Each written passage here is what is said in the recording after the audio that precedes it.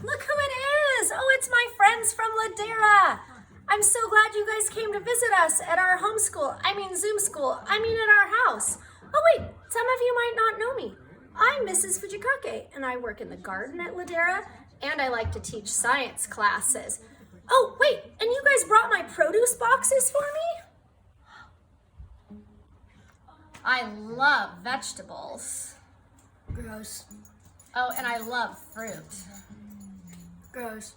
Well, why don't you guys help me bring the boxes in and we'll see what's inside. Thank you for helping us carry these really heavy produce boxes. And Ren, was it heavy? Yes. It was really heavy. All right, well, the first thing we have to do, Ren, is what do we do when we get our produce boxes every week? Clean them. We have to clean all of our fruit. So we filled our sink with water and we put a little bit of vinegar in, and now we're going to wash all our produce. And then maybe we're going to do something exciting with it. We'll see. All right, follow along with us and help us empty our boxes.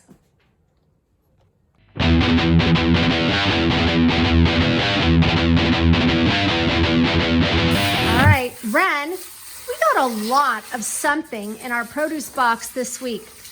What did we get a lot of? Apples. Apples. Yummy, yummy apples. Now, we love apples, but I feel like that was a lot of apples. Do you think we should do some science with those apples? Yes. Yeah, but I feel like somebody should help us with our science. What do you think? Yeah? I wonder who we can call to help us. Did somebody say science? Who said science? I heard the word science. I love science. Should we do some science? Let's do some science. And wait, apples. I heard somebody said they have too many apples. I know what to do with apples. Should we do some science with some apples? Oh wait, some of you don't know who I am? I'm Dr. Gross. I'm Dr. Gross from Ladera. I wasn't there last year, but I'm back and I love science. So let's do some science.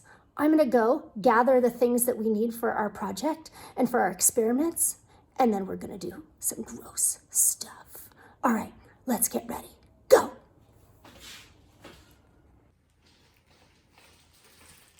All right, students, I'm back and I have gathered our supplies. But you know what else I found? I found Ren's leftover school lunch. And do you know what was in it? The apples his mom cut up for him this morning. And they're brown. Gross. Do you guys like to eat brown apples? I don't like to eat brown apples. Ren does not like to eat brown apples. Well, do you know what I thought? That's a question. Why are apples brown after you cut them up?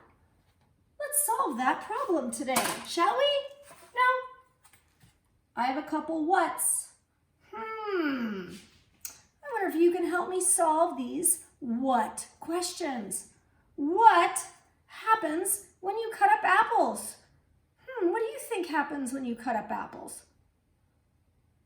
Well, if I let them sit around for a while, they turn brown. They still taste good, but now they're brown. Gross. What causes it? What causes apples to turn brown? That's an interesting question. And what can we do to solve this problem? Because nobody wants to eat brown apples. That's gross. Well, I came up with a science experiment today. Why do apples turn brown? And I gathered some materials. What do we need? We need 2 apples, 1 knife, 5 cups, 6 plates, 1 graph or chart. I already made us one. 5 substances, and that's basically the things we're going to experiment with, and 1 timer. We're going to use my clock today. So what are we going to do and what are we going to learn about? Well, we're going to try to figure out why apples turn brown, and our hypothesis, our educated guess, is if we dip a cut apple slice into a substance, it won't turn brown. That's what we're going to try to prove today. And you guys, you know Dr. Gross likes big words. So I have some big words today. Ready? We're going to say them together.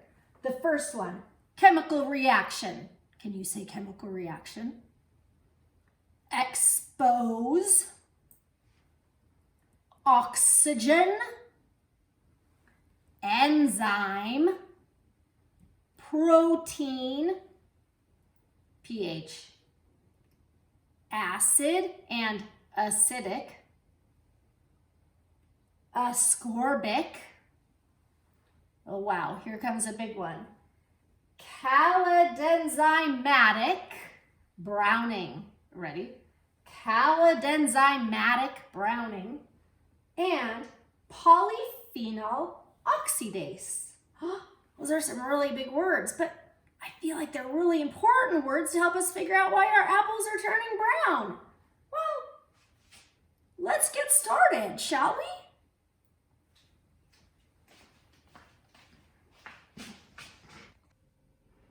Okay, students, here are our materials.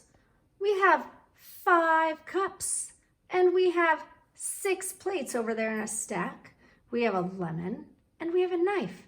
Now let's look at our materials. We have a bowl of apples. We have a cup of water.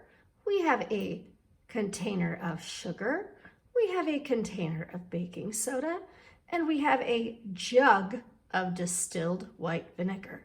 And we also have an yummy, sour, tart lemon. So we have put all of our substances into cups. We have cup 1 has lemon juice. Cup 2 has water. Cup 3 has sugar. Cup 4 has baking soda. And cup 5 has distilled vinegar. Can you do this experiment at home? You absolutely can, because I bet you can find all of these ingredients in your kitchen. And what else do we need? We need apples. And we got a lot of apples.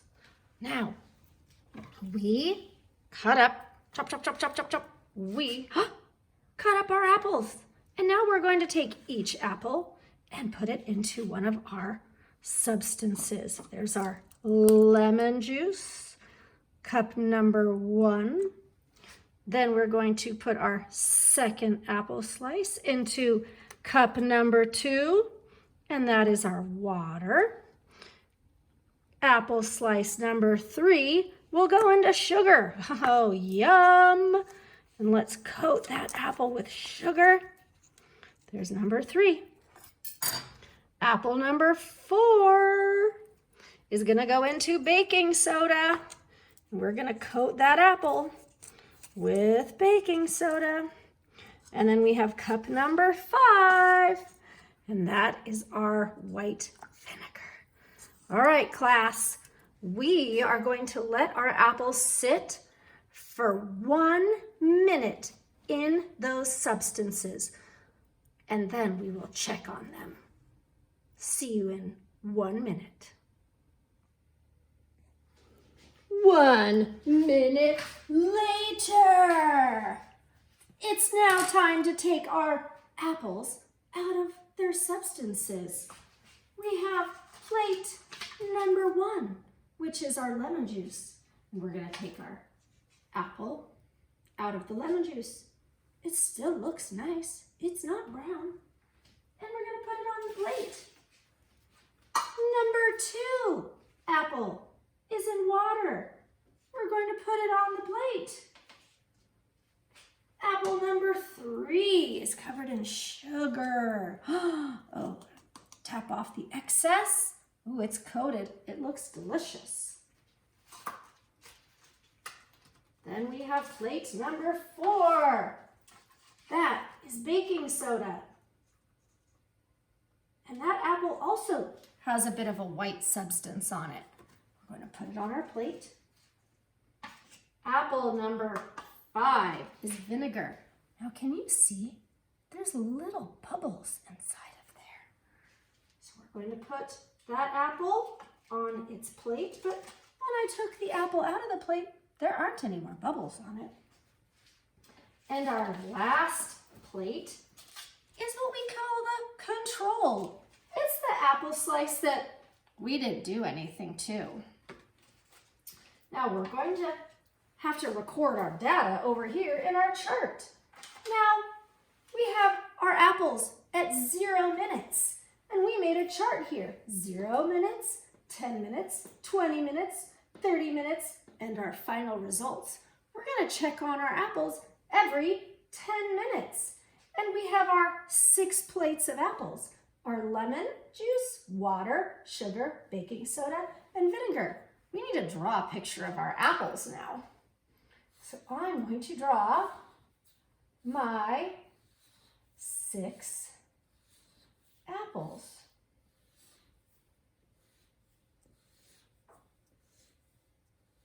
And they all had red skin.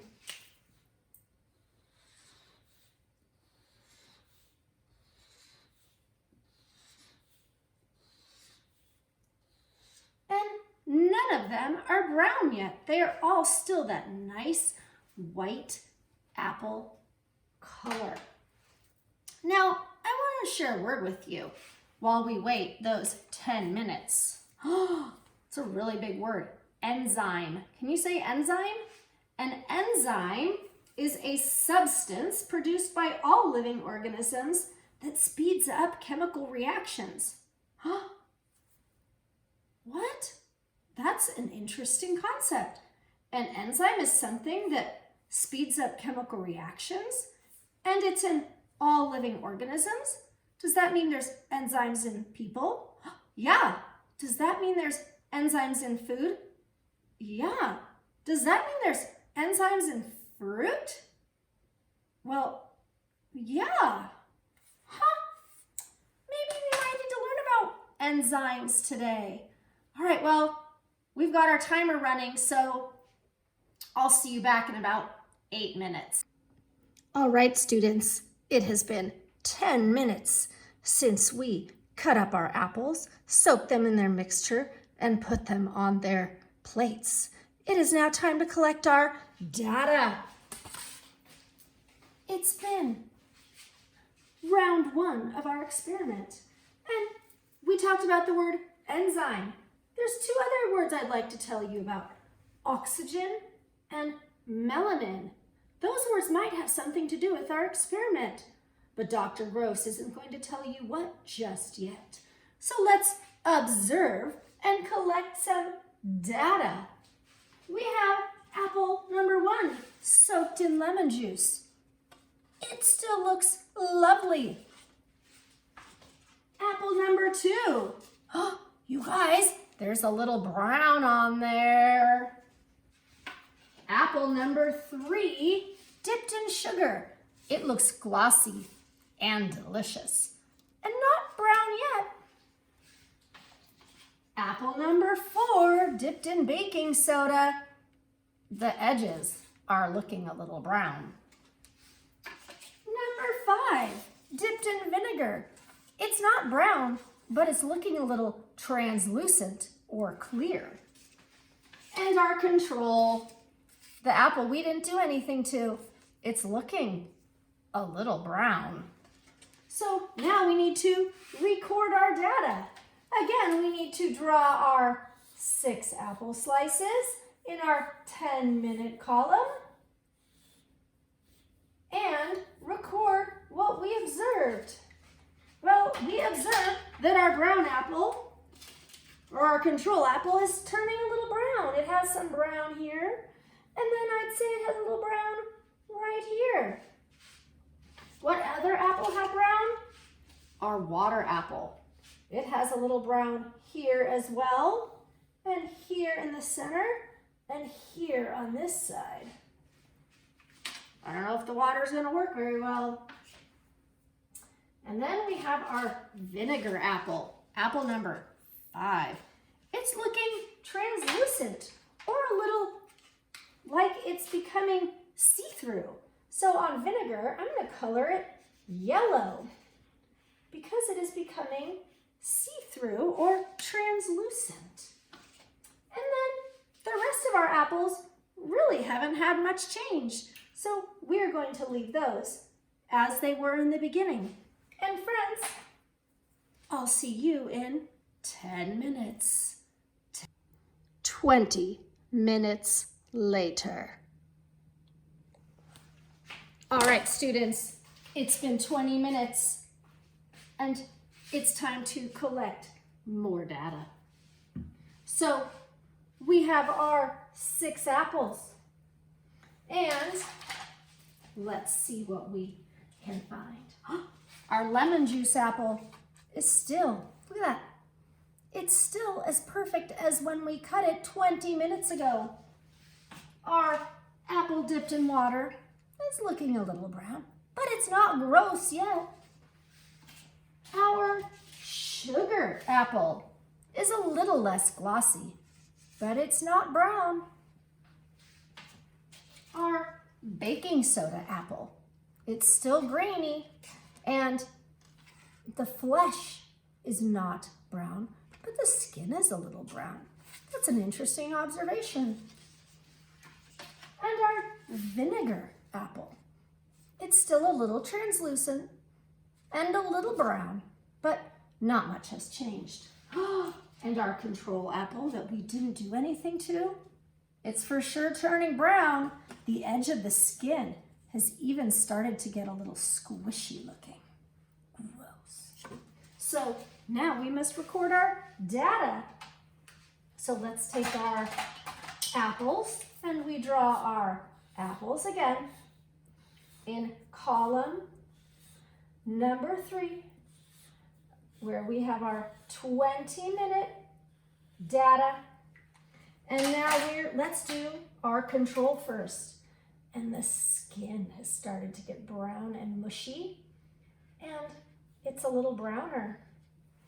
Let's add a little of this like yellowish brown to, oh, look at that. That looks more like what it looks like. Our vinegar apple is still translucent looking, and it had a little bit of a brown line right there where the seeds are. And then our sugar apple, still the same. Our baking soda apple, still essentially the same.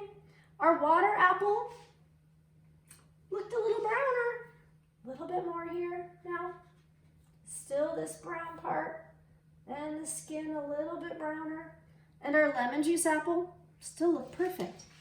Now, I'm gonna set my timer for 10 more minutes, but before I walk away and wait 10 minutes, I'm gonna talk to you guys about something. Why is it that all my apples that sit on my kitchen counter don't turn brown? Well, it's because they have this really nice skin. And the skin prevents oxygen from getting inside to the fruit tissues. It's like a little safety jacket that keeps it from getting brown. Now, all fruits have enzymes. And if oxygen gets to those enzymes, then the enzymes start to break down the proteins. There's proteins inside of fruit and inside living cells. And when the enzymes break down the proteins, melanin is created. Now, melanin is that stuff on our skin, in our skin, that makes it brown. When our skin comes into the sun, it starts to turn brown. The melanin is activated in our skin. And that's kind of what is happening in our apple. So let's look at that. Fruits have enzymes, and the enzymes are like, they're like little hammers. They get in and they break down the proteins. And the proteins are in our cells. They're in all cells. They're in the fruit cells, in our cells. There's proteins. And proteins are the workers. And the workers inside those cells are what help make food and nutrients, and they do all the work. So the enzymes are the hammers that kind of get the proteins to start working. And I wonder if the enzymes in our apple are triggered by the oxygen to start turning it brown and creating melanin. that's interesting. But if the oxygen has gotten to our apples because we've cut all our apples, right? Why is the melanin not being activated in some of our apples? Because in our control apple that we've done nothing to, it's obviously turning brown. Maybe we'll talk about that in a few minutes. But for now, I'll see you in about 8 minutes. 30 minutes later. We are coming to the end of our experiment. So let's see what's happened to our apples after 30 minutes. The lemon juice apple is still perfect. I'd probably eat this one. Uh-oh. The one dipped in water has started to turn brown. Can you see over by the seed down there? Our sugar apple has also kind of started to turn brown, but it would probably still be edible. Our baking soda apple, a little bit of brown. The skin for sure has started to turn brown. Our vinegar apple, still translucent, and the skin has actually started to ripple. And our control apple, gross. I'm not gonna eat this one. So time to record our data. So we have our 6 apples in our 30-minute column.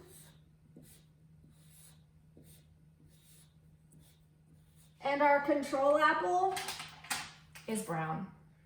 And the skin is crinkly. And we also notice that the apple dipped in water is pretty brown, and its skin is kind of crinkly as well. And it's for sure starting to brown. It's not bad, but it's starting to brown. Our sugar apple also starting to brown a little, and so is our baking soda apple. And our vinegar apple wasn't so bad, except the skin is starting to crinkle. And our lemon juice apple, that's the best. So, of all my 6 apples, including my control, I think our lemon juice apple is the star, is the winner. Now, if I didn't want my apple to turn brown so that I could eat it a little bit after I cut it, I believe I would dip all my apples in lemon juice. Now, why is that? Well, if we talked about fruits having enzymes and oxygen breaking down activating the enzymes to break down the fruit tissues, which activated the proteins to create melanin, that means that maybe my apple dipped in lemon kept this chemical reaction from happening.